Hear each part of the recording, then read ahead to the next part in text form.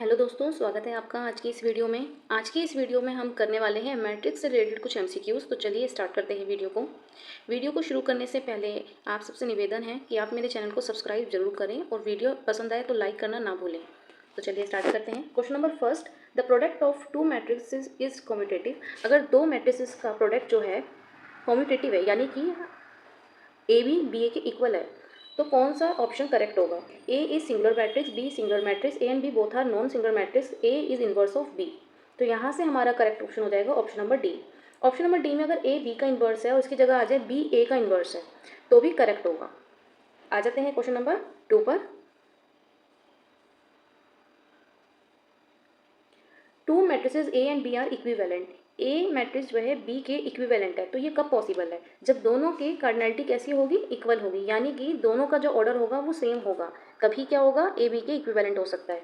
तो option number A and B have same elements. Option number B A and B have same order.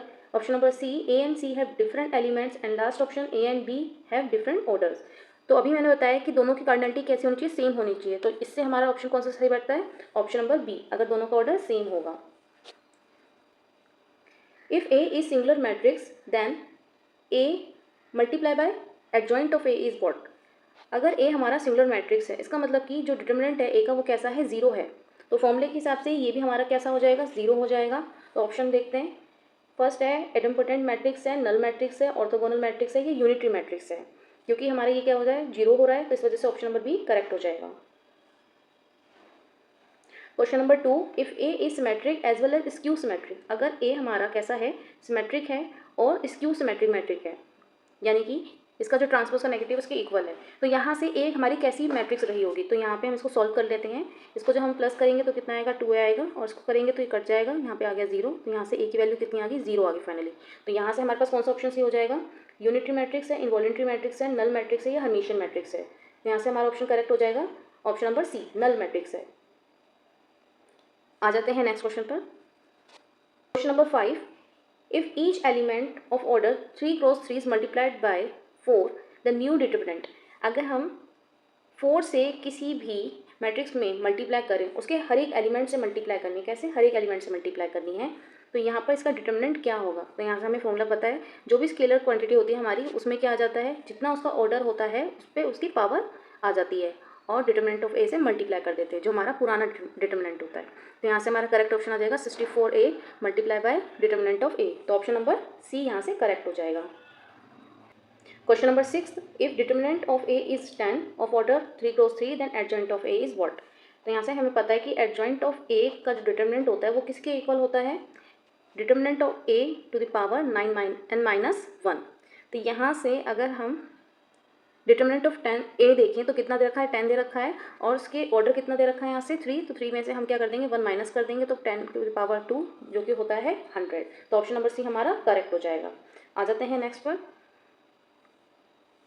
Question number 7, if A is a matrix of order n cross n then adjoint of A is what. तो यहाँ से हमारे पास क्या formula बनेगा? ये हमने formula पढ़ा हुआ है, एडजॉइंट ऑफ ए। जब डबल एडजॉइंट निकालते हैं तो क्या बनता है? Determinant of A to the power n-2, और उसकी मल्टीप्लाई किससे होगी? मैट्रिक्स ए से होगी। तो यहाँ से हमारा करेक्ट ऑप्शन हो जाएगा option number A. Question number 8, if A is matrix of order 4 cross 4 then adjoint of 2a। Adjoint of 2a क्या होगा?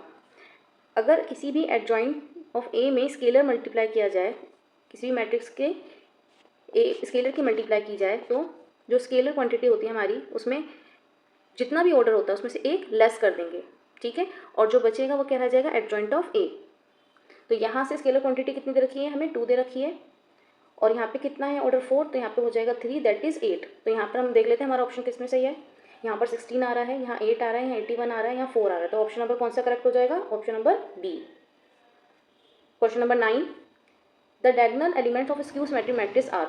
जितने भी डायगोनल मैट्रिक्स होते हैं, एलिमेंट्स होते हैं स्क्यू सिमेट्रिक मैट्रिक्स की, वो सारे क्या होते हैं? वो सारे 0 होते हैं, ठीक है। तो यहाँ से हमारा ऑप्शन हो जाएगा ए नेगेटिव, बी पॉजिटिव, 0 और नन ऑफ अबव। तो यहाँ से हो जाएगा option number C. Question number 10, the diagonal elements of Hermitian matrix. Hermitian matrix के जो डायगोनल्स होते हैं वो कैसे होते हैं?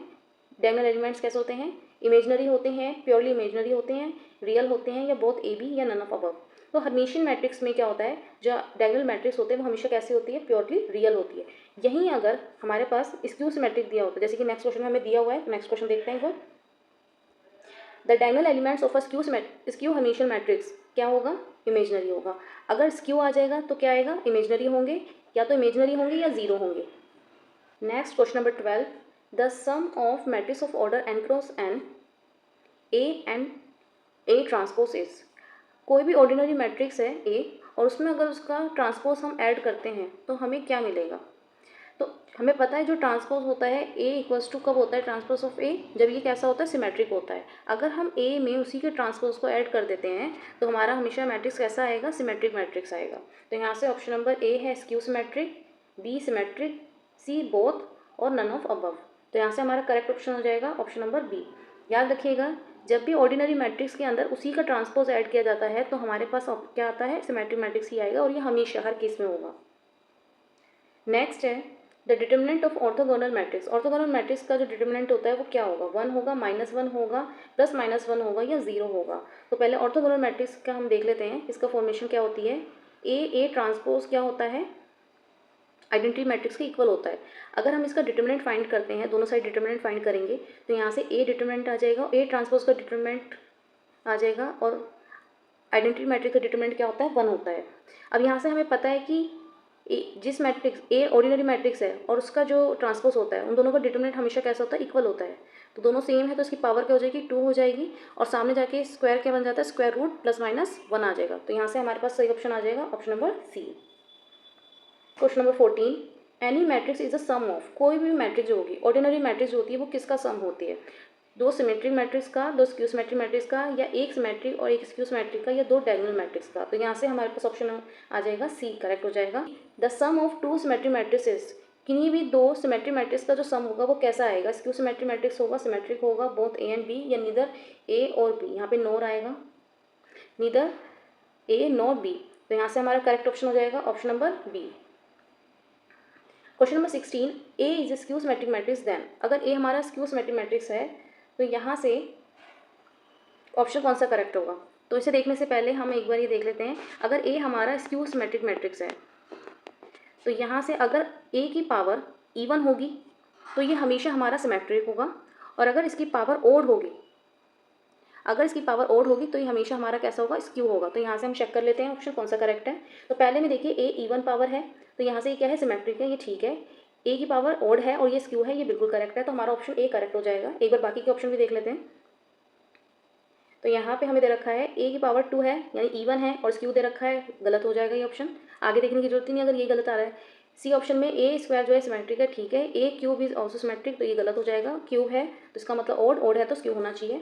डी पार्ट में ए स्क्वायर जो है स्क्यू है, ये भी गलत हो जाएगा। तो यहाँ से हम इस तरह से अपने ऑप्शन चेक कर सकते हैं। Question number 17, A is orthogonal matrix. तो अभी हमने पढ़ा है कि अगर ए ऑर्थोगोनल मैट्रिक्स होती है तो उसकी डेफिनेशन क्या होती है कि ए ट्रांसपोज का जो प्रोडक्ट होता है वो क्या होता है, हमेशा आइडेंटिटी मैट्रिक्स देता है। तो यहाँ से देख लेते हैं ऑप्शन कौन सा करेक्ट है। तो ए दे रखा है हमें, ए ट्रांसपोज इक्वल होगा ए इनवर्स के। तो यहाँ पे एक बार हम क्या करते हैं कि दोनों तरफ इनवर्स लेके देख लेते हैं। यहाँ पे हमने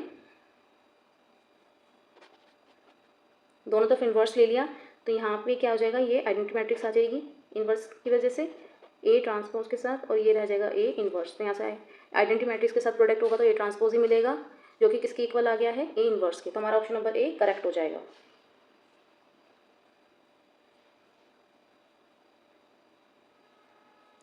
question number 18, if A is a matrix of order n cross n then sum of A and Hermitian matrix A dash is.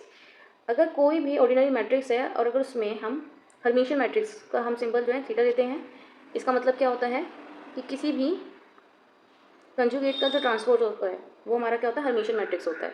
तो जब इनका हम सम करेंगे तो हमें क्या मिलेगा, हमें हर्मिशियन मैट्रिक्स ही मिलेगा। जैसे कि हमने अभी पीछे पढ़ा कि अगर ए में हम ए का ट्रांसपोज ऐड करते हैं, ठीक है, और ट्रांसपोज किसका होता है, ए ट्रांसपोज जो है इक्वल कब होता है, जब सिमेट्रिक होता है। तो जब उसमें ऑर्डिनरी के अंदर हम उसका ट्रांसपोज ऐड करते हैं तो वो सिमेट्रिक बन जाता है, ठीक है। ऐसे ही हर्मिशियन वाले में अगर हम ऐड करेंगे तो हमारा हर्मिशियन मैट्रिक्स बन जाएगा। इसी से रिलेटेड दो प्रॉपर्टीज़ हैं, एक बार वो भी देख लेते हैं।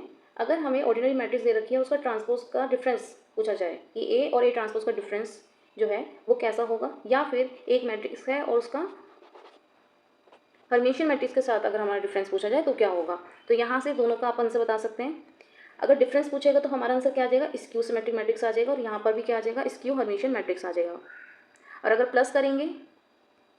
प्लस करेंगे तो इसका क्या हो जाएगा, सिमेट्रिक हो जाएगा, और इसका क्या हो जाएगा, हर्मिशियन हो जाएगा। Choose the correct match.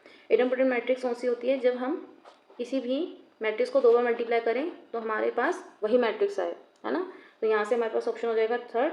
Nilpotent में क्या होता है कि किसी भी लीस्ट एन की टर्म, यानी कि कोई भी एन इंटीजर के लिए उसका वैल्यू क्या आनी चाहिए, 0 आनी चाहिए, तो यहाँ से हो जाएगा फोर्थ। इनवॉलेंट्री मैट्रिक्स क्या होता है कि एन ए को हम कितनी बार मल्टीप्लाई करेंगे, 2 बार करेंगे, तो हमारे पास क्या आएगा, आइडेंटिटी मैट्रिक्स आएगा, यानी ऑप्शन नंबर फर्स्ट।